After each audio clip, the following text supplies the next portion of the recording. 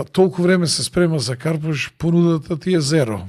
Зеро. Председателот на владата доаѓа 2 пати во Карпуш за ова изборна кампања и не кажува што ќе направи за граѓаните на Карпуш, нема понуда, туку се осврнува на мене.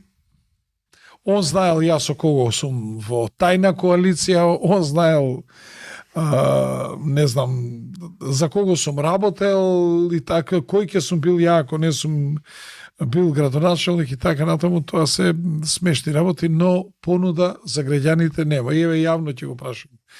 Па толку време се спрема за Карпуш, понудата ти е зеро. Зеро. А што ти е зеро, препишувате од мои решенија што досега ги имам и што веќе се извршуваат, и фасади, возачки дозволи, и лифтови, и кровови, гаражи.